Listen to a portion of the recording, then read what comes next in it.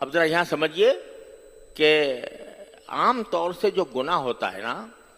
وہ انسان اپنے ہاتھ پاؤں سے، اپنے اعضاء و جوارح سے کوئی کام کرے تو وہ گناہ ہوتا ہے۔ چوری کی ہاتھ سے کی، بد نظری کی نگاہ سے کی، اللہ بچائے کسی کے ساتھ لڑائی کی تو ہاتھ پاؤں سے کی۔ یہ سارے کام انسان کے ظاہری اعضاء سے ہوتے ہیں۔ دل میں جو خیالات آ رہے ہیں، گناہ اس میں محض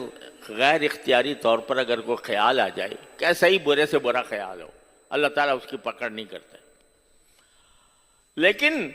وہ خیال جو دل میں بسا لیا کہ یہ آدمی ریاکار ہے، یہ آدمی سازشی ہے، یہ میرے خلاف سازش کر رہا ہے، یہ دماغ میں جو پکا لیا خیال، اس صرف خیال پکانے پر گناہ ہوگا۔ ابھی اس خیال کی بنیاد پر کوئی کام نہیں کیا، کسی سے کہا نہیں کہ یہ آدمی جو ہے سازشی ہے، کسی سے کہا نہیں کہ یہ جو کام کر رہا ہے یہ غلط نیت سے کر رہا ہے، کہا نہیں، صرف دل میں گمان پکا لیا، یعنی دل میں یقین پیدا کر لیا کہ فلاں آدمی یقیناً غلط ہے اور جو کام کرتا ہے وہ غلط کرتا ہے اور اس کی نیت خراب ہے، تو صرف یہ ذہن میں پکا لینا یہ بھی گناہ ہے۔ ان بعض الظن اثم۔ تو اس طرح روکا ہے اللہ جل جلالہ نے دوسروں کے خلاف بدگمانی سے۔ احتیاط بے شک اپنی جگہ، احتیاطی کارروائیاں آدمی کرے تو بہت اچھی بات ہے، کوئی حرج نہیں، کوئی گناہ نہیں۔ نبی کریم سرور عالم صلی اللہ علیہ وسلم نے بھی کی ہیں، احتیاطی تدابیر اختیار فرمائی ہے، لیکن احتیاطی تدابیر کی وجہ سے کسی کو یقیناً اس کو برا کرنے والا کا سمجھنا، یہ ہے جس کی منامات کی ہے۔ آگے فرمایا بلا تجسسوا، دوسرا حکم، تم ایک دوسرے کی ٹوہ میں نہ لگا کرو، ایک دوسرے کی جاسوسی میں نہ لگا کرو۔ یہ ہوتا کیا ہے کہ جب بدگمانی پیدا ہوتی ہے نا انسان کے دل میں، تو انسان کا جو نفس ہے اور شیطان ہے وہ اس کو اس بات پر آمادہ کرتا ہے کہ بھئی جو بدگمانی پیدا ہوئی ہے تو اس کو کسی واقعے سے ثابت بھی کروں، اور اس واقعے سے ثابت کرنے کے لیے کیا کرتا ہے کہ اس کے تجسس میں مبتلا ہو جاتا ہے، اس کی ٹوہ میں، اس کی دیکھتا ہے کہ یہ کیا کرتا ہے یہ آدمی، اور اس کے جو تنہائی میں جو اوقات ہوتے ہیں ان کو تاڑتا ہے، دیکھتا ہے تنہائی میں کیا کر رہا ہے، اور اگر اس کے کوئی تحریریں ہیں تو وہ تحریریں پڑھتا ہے،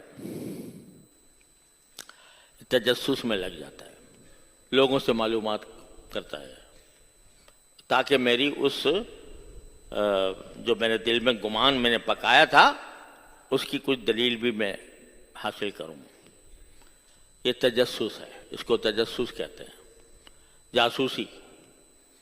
اور کسی کی ٹوہ میں لگ جانا قرآن کہتا ہے یہ بھی ناجائز۔ ارے بھائی تمہیں دوسرے سے کیا غرض، اپنی فکر کرو، تمہاری آخرت میں تمہارا کیا انجام ہونے والا ہے، اللہ تعالیٰ کے نزدیک تم محبوب ہو یا مبغوض ہو، اپنی فکر کرو۔ دوسرے کی ٹوہ میں لگنا، اور اس کے نتیجے میں ہوتا یہ ہے کہ جب کسی کے بارے میں خیال ہوتا ہے کہ میں اس کی برائی بیان کروں گا کسی وقت، کسی کے سامنے غیبت کروں گا، تو غیبت کے لیے مواقع تلاش کرنے کے لیے بھی یہ تجسس کیا جاتا ہے، اور اس تجسس کے نتیجے میں اگر اس کی کوئی برائی سامنے آتی ہے تو بس پھر غیبت شروع ہو جاتی ہے۔ تو تجسس کو منع فرمایا، عام آدمی کو، ہم جیسے عام آدمیوں کے لیے تجسس کیا ہے، منع ہے۔ اس فکر میں لگنا کہ یہ آدمی جا کے تنہائی میں کیا کرتا ہے، اس فکر میں لگنا کہ یہ اپنے بیوی بچوں کے ساتھ اس کا کیسا سلوک ہے، اس فکر میں لگنا کہ کن کن لوگوں سے اس کے تعلقات ہیں، اور اگر کسی کے گھر میں گئے تو جا کر وہاں پر چاروں طرف نگاہ دارنا، بھئی کیسا اس کا گھر ہے اور اس کے اندر کیسے سامان ہے، کیسے صوفے لگے ہوئے ہیں، کیسی الماریاں کھڑی ہیں، اور اگر خود نظر آ گیا تو ٹھیک، ورنہ بعض اوقات پوچھ لیتے بھائی تمہاری تنخواہ کتنی ہے، کہاں سے تمہارے پاس پیسے آتے ہیں؟ ارے بھائی تمہیں کیا پڑی ہے اس کی تنخواہ کتنی ہے؟ اپنی تنخواہ کو دیکھو تمہاری کتنی ہے، اس کے اندر کتنا تم گزارا کر سکتے ہو۔ دوسرے سے پوچھنا کہ تمہاری تنخواہ کتنی ہے، یہ فضول بات ہے اور تجسس میں داخل ہے۔ اب اس کے اوپر اگر فرض کرو اس نے بتا دیا تو نفس جو ہے یہ اربع ستہ کا حساب لگائے گا کہ بھئی تنخواہ تو یہ بتا رہا ہے 30,000 40,000، اور جو اس کا جو گھر ہے اس کے اندر ساز و سامان اتنا نظر آ رہا ہے زیادہ، یہ کہاں سے لاتا ہے؟